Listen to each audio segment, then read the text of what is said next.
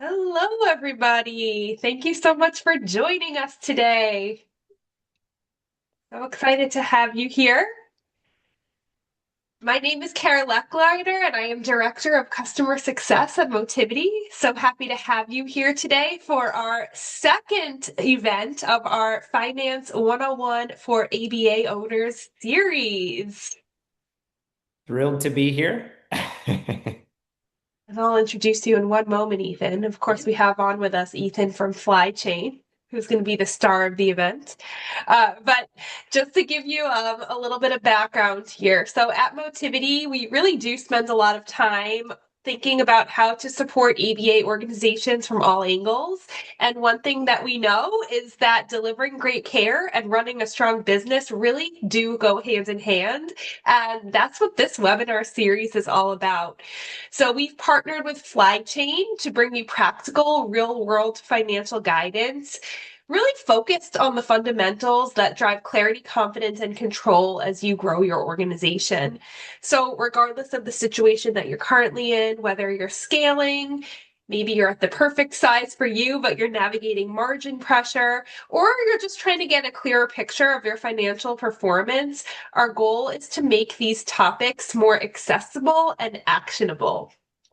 And today, I'm really excited about this topic because this is something that I talk to customers all the time about. We're really going to be focusing on one of the biggest challenges facing our industry today, which is the ever-changing payer landscape. It seems that as soon as we get a handle on things and we know what's going on, something changes. So today's session is all about how you can keep your doors open, your organization stable, even in the face of what seems like ongoing uncertainty.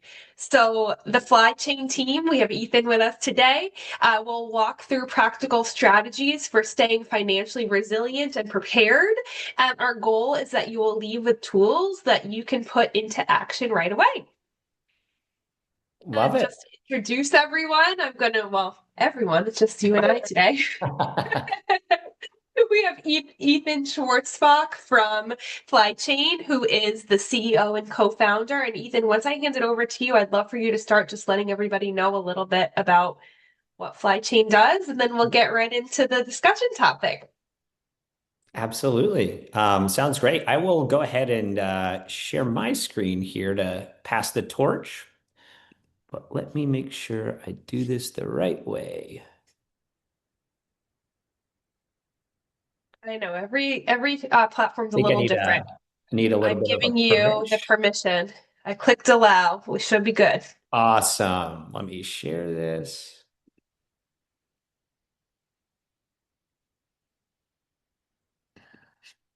Why is this not? Give me 1 second. Like, Oops, that's not right. Give me 1 second here. Technical difficulties as a tech company is not always the best look, but here we are. But while okay. I'm figuring this out, I'm Ethan. I'm one of the co-founders here at Flychain, and we call ourselves the financial operating system for really small to medium-sized ABA therapy providers. That is our kind of singular mission and focus here. And when I say financial operating system, really what we mean are kind of how we play in this vendor like landscape in this vendor universe. So we kind of imagine just to articulate it like a line, and above that line will be Motivity, like EMR, practice management, clinical documentation, scheduling, revenue cycle. We sit below that line. Every business generally then has a payroll system and an accounting system. And so think of Flychain as we are that healthcare specific QuickBooks as the entry point. And really, we've built this really purposely for ABA. We really only work in this space. And it looks like I got this figured out now. So I'm going to go ahead and share my screen. And Ethan, I'm sure you're going to get into it, but I think one of my favorite parts of your story is how it was your dad's dental practice Yeah. that inspired you to get into the space. I think that's so cool. Yeah, absolutely. I'll go into that in just a second. Sorry, I seem to have lost the sharing thing again. This is not how I envisioned this going, but we will get back on track in a second here. All right.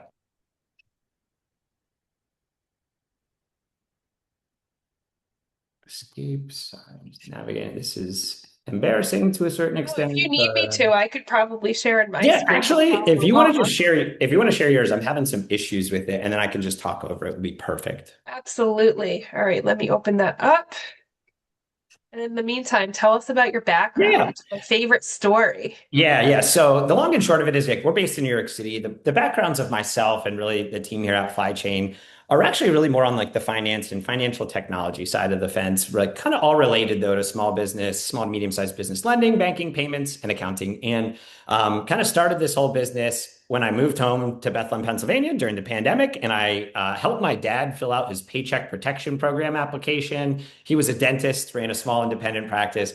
Never kept his financials. He was kind of old school, stack of papers to his accountant once a year, and that worked for him until he was actually selling his practice and retiring. And because he didn't have 3 years of button-up financials, he got dinged with a pretty big discount, about 20% on his sale price. And we said, hey, like we work with healthcare providers. My dad was a dentist. He was good at fixing teeth, not much else. And so we realized, I think, in ABA, a lot of our customers are clinician owners, and we wouldn't expect you to know the financials of the business, how to do this, what to look for. And so that's why we really built this companies to help support, folks that are, caring for people, but might not have the expertise on this side. Meanwhile, I should always mention, my mom was a special education teacher. And so this is what got me really familiar with ABA, and in particular, I think some of the unique challenges that an ABA therapy provider, experiences. Again, this is not an advertisement for Flychain, so I'll just quickly run through what we do. But we actually started our whole business on the working capital side. Kara, we've been talking about this at length of just getting through cash flow issues.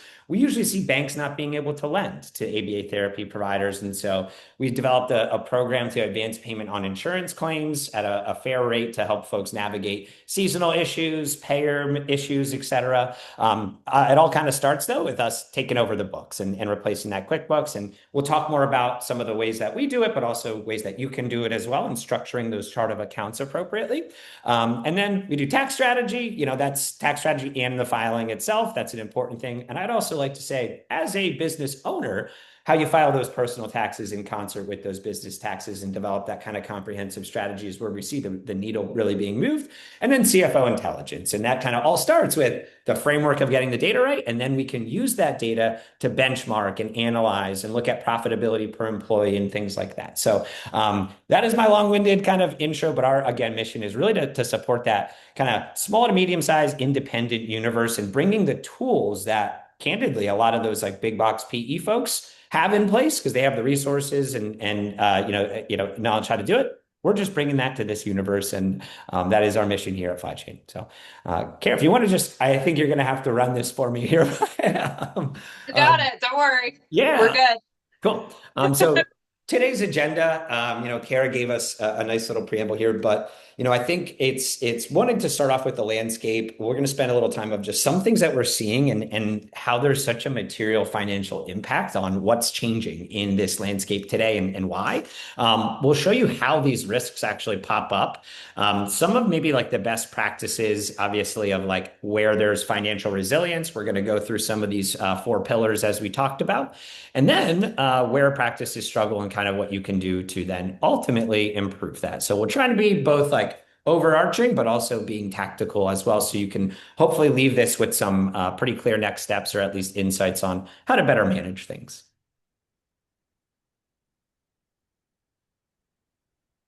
Cool.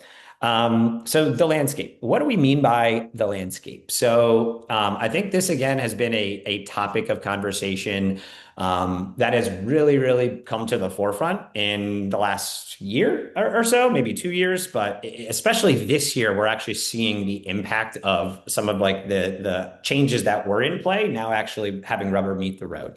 And so what we like to always kind of highlight is like, running a business kind of does feel harder than it ever was before in ABA. And even that doesn't mean you don't have like demand for your services. There are just other things at play here that make it more challenging. So if you want to go to the next slide, Karen. Awesome. So within this, like just a little setting of the stage, we kind of know the need right now. One in 36 kids are diagnosed with autism, and demand for services has never been higher. I guess the unfortunate thing is like the revenue picture is getting more and more complicated, not easier. And more, you might have more patients on paper, but the revenue per child is actually shrinking. And there's sort of three forces that are driving this all at the same time. Commercial payers are tightening. There's just deeper, like more scrutiny around prior auths, reduction of approved hours, higher denial rates, which we'll talk about. And even when you're delivering care, you're effectively kind of billing less for it, whereas historically you might have had more hours to build with that same, individual kiddo, as an example. Medicaid, same story there. It's under pressure in a lot of states now, and we're really starting to see that happen. Rate cuts, hour caps. Like we've seen just an average probably of like a 15% rate reduction in Medicaid over the last, 3 years or so. And that hits margin hard, especially if you're like a predominantly Medicaid business. And then the other kind of overarching thing is it's the federal policy. It has just moved pretty fast, actually. And HHS changes, Medicaid redeterminations has been big. And by the time I think most practices maybe like are aware or plan for that change, like that's not to say that things won't change again. And so I like to highlight though, none of this is your fault, right? This is like existential. This is not your clinic. This is kind of the country that we live in. But we do see the impact of these, and it kind of lives in your P&L. Before we go to the next one, I just like to kind of articulate, why this is happening. So there's a whole host of reasons, but like perhaps the biggest is just a clear explosion in ABA therapy services, being rendered over the last decade, specifically last 5 years even, and budgets of the commercial payers and Medicaid, they've like really ballooned in a material way, and it's caused them to kind of refocus and really pay attention to this space specifically. Regulators are now, I think they've acknowledged that the oversight mechanisms kind of did not keep pace with the significant growth that we saw. And I will say, like, this is my opinion, it does feel like there's a bit of an overreaction here in the form of like bigger, more scrutiny and actual rate cuts themselves. But I also will say, like, while it is an overcorrection, in my opinion, I don't expect that overcorrection to slow down anytime soon. So again, why this is a very sort of like timely conversation to be having this specific topic. The other thing too, not to spend too much time here, but I also like to point out, and Motivity, like this is also, I think, where you can really come in and help. But AI spend on the payer side, so commercial payers, Medicaid, has effectively like doubled in the last, I don't know, 12, 18 months or so. And really, like what's driving that? Well, I guess what does that mean? That's what I meant to say. Historically, when payers would like audit, businesses in a state, they would do like a sample. They would, pick 5% of the businesses and do that audit. And that's kind of throwing a team of people, bodies at that. And that's why they only do 5%. But now with AI, the adoption of the AI from the payers, they're able now to do an audit across, 95 or 100% of a specific area, whereas historically it might have been five. And so now, like every claim, every prior auth is now being scrutinized and being done so without, necessarily humans. And so they can expand that kind of audit purview. So I don't want to say like no unsafe, but I will say that it is something that we're seeing just a huge uptick in certain states among certain payers as well. And so that's why I always like to say, clean documentation is really important. And like entities like Motivity using the best in class technology, it's kind of like fighting fire with fire a little bit, if that makes sense, because, they're going to be using things to scrutinize your claims. But if you're doing that internally, by the time it gets there, it should be a pretty smooth sailing, so to speak. So yeah, Kara, I don't know if there's anything you wanted to chat there, but Yeah. I had two thoughts as you're talking. Well, the first that you hit on is that this is really nationwide and that it's not anybody's fault. I would say that in my role, I have the privilege of being in a very zoomed out view of the industry, and I'm talking to customers from state to state to state every single day. And what I find often is that providers in one state don't realize that providers in other areas are also facing similar issues. And it's almost like a sense of relief to be like, oh, it's not just me, it's not just my state. Right. So I think that's a really important point, is that this is something we are seeing across the entire country, which makes conversations like this really important. And then, secondly, this is a question for you, because this is something I think about all the time. Yep. Why ABA? Because you look at other services like speech OTPT, and I remember I went to a speech conference recently just to see what's going on in that landscape. And I Yeah. was talking to some speech providers, and I was saying to them, like, well, how do you make sure that your notes are audit proof? And they say, well, we don't really get our notes audited because we're the professionals and the insurance companies trust us that if we say a service was needed and we provided the service, they pay us the money. And I'm Yeah. like, Yeah. wow. Yeah, it's a great question. I don't necessarily think there's like one silver bullet answer there, but the first just goes back to they started paying attention because of the explosion of services. And that is just anytime like more and more of a budget is being, allocated to a specific specialty, that will generally happen.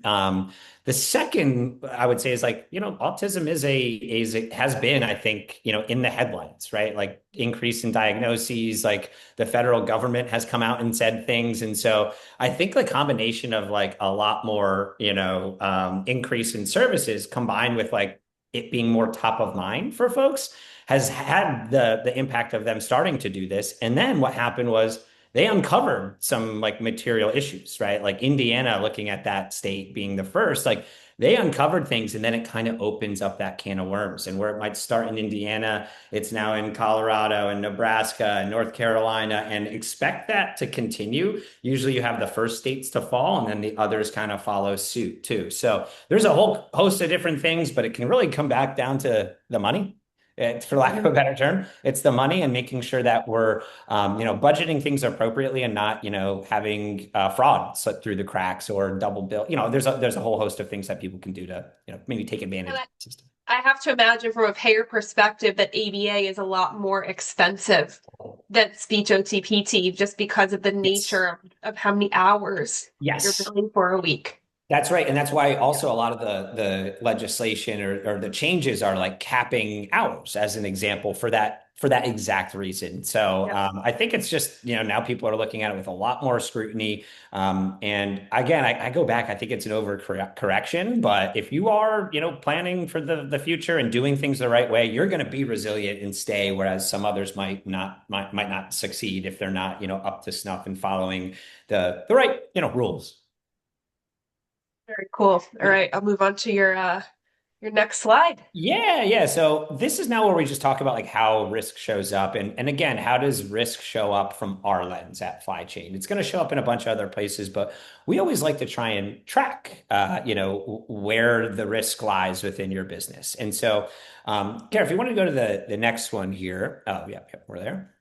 These are, I would say, these like common policy shifts that we're seeing. We've kind of alluded to all of these so far, but to just call them out specifically. Um, Rate cuts, they compress margin. That's pretty simple. It's like you were getting paid this, now you're getting paid this, and it's lower. Well, that is the material impact to your bottom line. There's like no ifs, ands, or buts about it. And we're seeing that happen. Like there have been shifts in reimbursements. Very recently, there was just a 6% Medicaid rate cut in Indiana. I think North Carolina, they did a 10% rate cut. That was like reversed, but Indiana, Colorado, Nebraska, it's all on the table there. And so this is something that's happening, and you really want to know and plan for like if these things happen, can we survive? Or what other levers, sorry, can we pull to kind of get us through any issues? I'd also then kind of switch to like auth reductions drop revenue, even if you're like clinically full. Your clinic might have a full schedule, but utilization, meaning like the billable hours, as we just talked about, they're going to be less. And so that actually kind of becomes a ceiling for each of those, folks that you're serving, each one of those kiddos, patients, because, you might have been able to bill more hours for that specific individual, whereas now it's capped. So that's also going to cause some pressure. Take an inventory of your, like census and understand, where there might be some, cutbacks across your panel. More denials. And that's going back to, I think, the leveraging of technology among the payers, there's always a gap between delivering care and then generating revenue, right? That's a gap and a problem regardless of this environment. But as you can realize, like reduction in approved claims, that either means you're not going to get paid or it's going to really kick out that cash flow because you might need to rebill it or have to chase down claims. And honestly, like what we've seen in the first quarter of this year, where we hadn't really seen it before, is actually a slowdown in reimbursements from a duration standpoint. Like in the first quarter, we saw like our average duration among our customers kind of go from like 30 to 40 days to more like 60. And not, I don't know necessarily the reason for that, but again, like it probably has to do with this greater scrutiny and combing through every claim and before they release that fund. And then there's just like policy uncertainty. And so this one is more of a nebulous concept, but like I think what we see we call it like planning paralysis, right? So we always stress here at Flychain, which we'll kind of get to next, is like knowing your numbers, planning for the best, preparing for the worst, kind of. And for us, it's really hard to do that when you don't have a clear line of sight into what's happening in the coming months or next year. And so it's kind of this planning paralysis.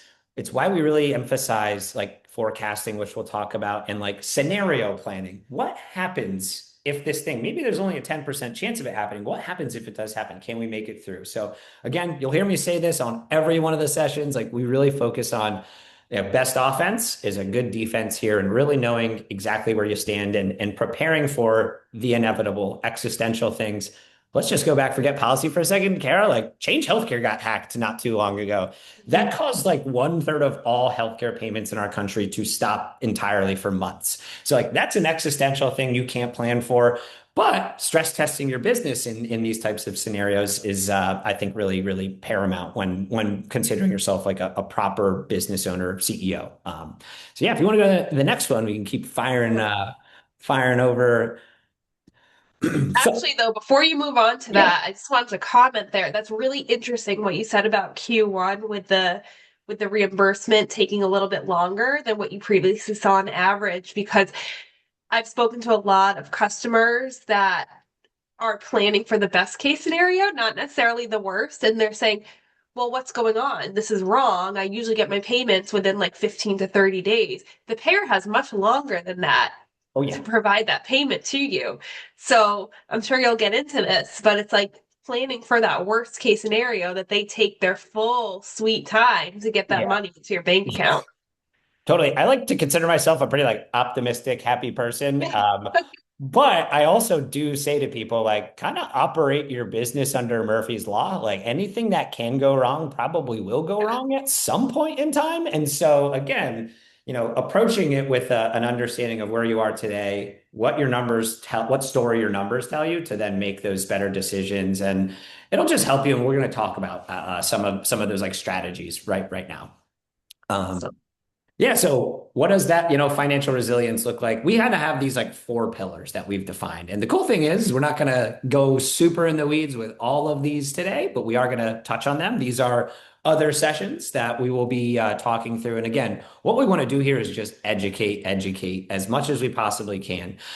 So just on this kind of four pillars, like we work with hundreds of ABA practices now, and it's so awesome. It's rewarding. We get a nice, like amazing data set and mind share, and we have customers in all these states. But regardless of what the kind of environment is today, there's four things that we always say you have to have kind of in place here. And so just to like rifle them off, know your numbers, stay on top of your books, pretty straightforward. Master your cash flow, know your payer position. So if we want to start, Kara, to tackle the first one here. So knowing your numbers.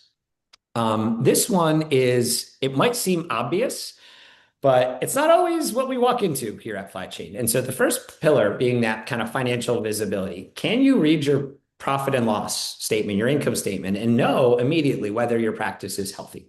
And so I think it's important that it's not that the financials just need to exist, but they need to be structured in a way that paints an accurate, granular picture of your ABA business. And so without the right setup, without the right categorizations, the data either like won't tell you anything or it might tell you the wrong things. And so just some examples here, like a clear one would just be, are you breaking down your payroll between clinical and administrative? That's just one of the simple things that you can do that are already going to kind of like help point you in the right direction. So the first number that we always like to look at now that we've done that breakdown is your gross profit margin. And so think about that as like how efficiently are you delivering care? It is the revenue generated by your clinicians less the salaries and the cost of goods sold, right? The cost of delivering that care, those services. And so we have some targets in place. And again, these targets are great benchmarks to kind of set North Stars for your business to work towards. And maybe you're already there, but you want to keep track so you don't fall below. So we kind of have this, there's some like magic numbers here, if you will. We want to see that gross profit be around like 40 to 45%. And if it's below that, that tells us that like immediately using the numbers to your advantage here, if your gross profit's not good, that is a cost of care problem. And that's before like overhead or anything enters the mix here. So that could be an issue of like salaries. It could be a utilization issue. It could be the rate with your payer. That is all under that gross margin figure. And again, understanding where that number is and those, several building blocks that contribute, you can then kind of point to the specific things, those levers that you want to try and pull to help optimize. The next thing is your net profit margin. So the whole goal here, this is like how profitable is your business after everything? We have the target here, kind of that magic number as around 10%. If you're over that, you're generally pretty darn good. But if you're below that, that could be a whole host of different things. Maybe it's OpEx, right? Like what are you paying your administrative staff, your rent, your health benefits, telecom bills? And so again, it'll kind of help tell us where to look by benchmarking these figures, understanding what's contributing to those figures so that we can look at those granular building blocks and make course corrections. The other one too, clinical labor cost as a percentage of revenue should be below 50%. That's also one of these numbers. It kind of is similar to the gross profit, not to get too into the weeds. But when we see that creep up, that means maybe utilization is low, scheduling is off, maybe overtime is running unchecked. So that's just another one because there are a few other factors to clinical labor that we want to call out here. I guess the beautiful thing about structuring the financials the right way is that it does tell us where to look to improve the problem. So to take it one step further, knowing your numbers is paramount, but knowing what to do based on what those numbers are telling you is kind of the real magic. And by again peeling that onion, it'll tell us, what positive impacts we can do proactively to help improve our financials. Very simple kind of summary here. Low gross margin means a cost of care problem.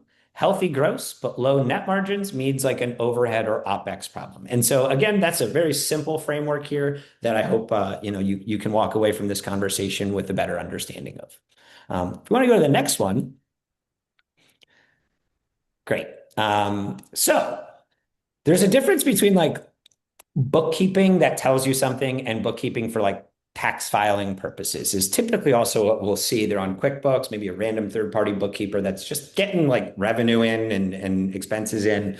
But for us, it's really knowing what each of these expenses and revenue, where they should be categorized again to get to those numbers that we're talking about. And so I'd also say like we close the books like shortly after the end of every month. We need our customers to have like perfectly accurate data that they can operate on and make decisions. If you're a bookkeeper, that's another thing I think we saw a lot of problems with. Like if you're not having monthly meetings or monthly or weekly, back and forth with them, we see these can fall behind and now you're kind of flying blind, immediately. And so it's both process of making sure that stuff is tightened up and structured the right way, but also done so on a timely basis. And I guess the cool thing that we always like to highlight here at Flychain, why we love partnering with Motivity is this like unique, because we're focused on ABA, we have a lot of like benchmarking data here. And so again, by structuring the chart of accounts, whether that's with us, we'll help you structure your own chart of accounts if you wanted to do it in QuickBooks. But for us, we use that structure then to benchmark. And it's how we know about the 40, 45% figure, the 10% figure, all of the underlying expenses and where they should be within your organization as a percentage of overall expenses. So it's just something I like to highlight. You wouldn't use a dentist's EMR for running an ABA business. Like, why are you using an accounting platform for pizza shops, as I like to say? So we want to move to the next one here. We're also going to be doing a deeper dive on all of these, but just wanted to give you a little highlight reel. So this is something we talk about all day, every day. It's where we started our whole business of helping folks get through cash flow issues. So, what I like to really highlight here is this notion of a cash flow forecast. And this is, not to mince words, that kind of scenario planning, worst case scenario planning. So we can also help you develop like what the underlying building blocks are for that cash flow model. But why this is so important is we want to have a good pulse of what are near-term expenses over the next 3 months. And then what revenue are we expecting to come in? Because it always lags. And so we want to have an understanding of, okay, if you build this amount, what is the average duration for that payer? How much are we actually going to get paid based on what we've built out? You get that agreed charge back. Okay, now we can use this to start forecasting. And then you can say, okay, with this payer, what happens if I get a 10% rate cut in perpetuity? Now the cash flow forecast will tell you like how profitable will you be? How risky is that impact on your business? So cash flow forecasting, I again, it's a muscle that I would really recommend people start exercising, and we're here to help kind of design that for you. Again, don't need to work with Flychain on it. We'll help you do it. We just want to make sure you're running the business as efficiently, profitably with foresight, and it's that scenario planning we talked about. And we're going to also talk a lot about that in particular on the specific forecast, and we'll show you exactly how to do it. Going to the next one. So we're now talking about, excuse me, your payer positions, right? So what is your payer mix? Not to go too in the weeds here. What is your payer mix, your contracted rate, and then rate negotiation cadence? So if you're working with commercial payers, I would say that there is an opportunity to negotiate rates. It is not everyone knows that, not everyone knows the process, but you can do it. And when we're talking about rate cuts, there is a way that you can get a rate increase. It might be a little harder these days, but it's possible. Going back to the top, payer mix by revenue. So, we like to say a resilient business won't have a single payer be responsible for more than like 40% or so of their overall revenue. And why that's important, just to call it out, is what happens if there is a delay? What happens if like TRICARE happens again, which we know is a don't get me started there. So what I'm trying to articulate here is having a diverse like payer mix. When things do go wrong, when one payer does take their time to pay, you have other revenue coming in because usually we don't see them all like get delayed or taken down at once or whatever. So having that, payer mix. And we also realize too that you can't just start off with like 20 payers, right? Like it is a staging process here, but the more payers you work with, the generally speaking, the more resilient your business is. It will create more operational challenges because you have to bill more different, folks. But again, it's just more revenue streams equal more resilience. Here's that contracted rate thing that we like to really highlight. So the 2022 Transparency and Coverage Act, was passed, and it requires commercial payers to publish their rates. And you might have heard me talk about this before, but that legislation publishes, it requires them to publish it, but they publish it in non-transparent formats, despite the name of the actual legislation. They publish it in massive terabyte files written in JSON code. Our customers like can't buy it, can't build the ability to do this. So that's something that we really like to do is kind of benchmark rates. And so there are other folks that can do this too. But what we do is you want to look up your like tax ID number, all the codes you're submitting to all your payers, and know what that rate is that you have. And then we look up all the tax ID numbers in your geographic market, your competitive market, that are submitting the same codes to the same payers. So now we can show you, oh, like, do you have a good rate or a not so good rate?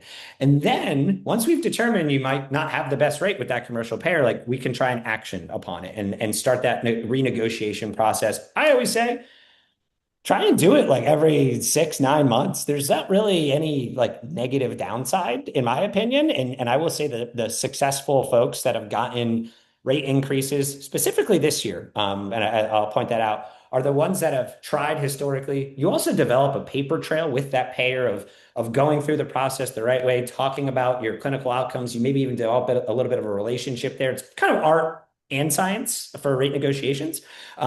but continuously doing it and then also showing that data and having that data tell a portion of the story. My clinical outcomes are amazing. I'm serving a rural population, blah, blah, blah. But also, I'm in the bottom 25%. Here are the five businesses down the street that are getting a significantly higher rate. Again, anything you can do to increase that bargaining power in those negotiations. Again, it's just a little bit of a time suck for you, but it's well worth it because it's the best way to improve your margin if possible.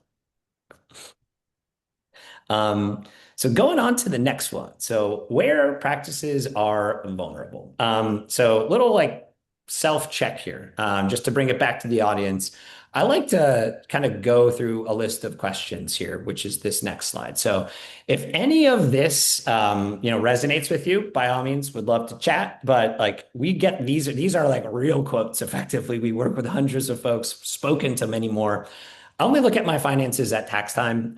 That's a common theme, especially when we see our folks, using QuickBooks and a third-party bookkeeper. Things fall behind and they kind of scramble near year end. Or, hey, I don't know what our profit margin is. That's again something that we really like to highlight. It's not just overall profit, but it's gross profit, it's net profit. It's looking at these things. Very specifically for your ABA business. Medicaid makes up most of our revenue. We have customers, and it like breaks my heart where like some of them will be like 90% Medicaid. What happens when that rate gets cut? Like that could sink your business overnight. So again, I'm not saying like the folks out that are predominantly Medicaid, they have amazing hearts. They want to serve that population, but they also need to keep the lights on. And so some of the things that we'll see there will be maybe you start off in Medicaid and start credentialing with some of the other commercial payers to kind of subsidize that because you still want to, deliver that mission of care for that population.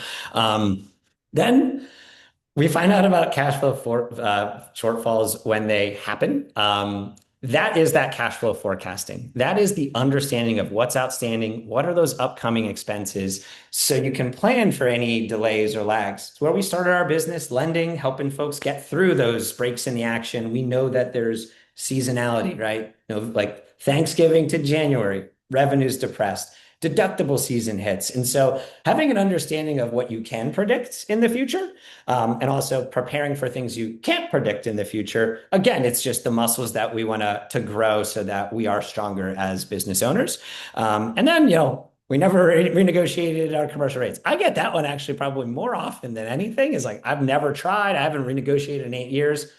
Do it. It's time. Try. Worst case, you get told no. I get told no all the time. So I would just say it's just a good, real process here to do everything you possibly can in your power. And that's the thing I'll stress now too. Everything is more important now than it was 2, 3 years ago because of the scrutiny that this industry's undergoing right now.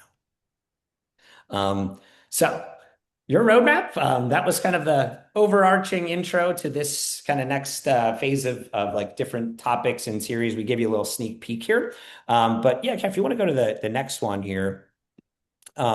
Here's sort of this full series here. We got all the dates listed. If this was interesting and helpful, I guarantee you the next ones are going to get more in the weeds and really show you how to do certain things. Hold your hand, make sure that you're structuring your data the right way.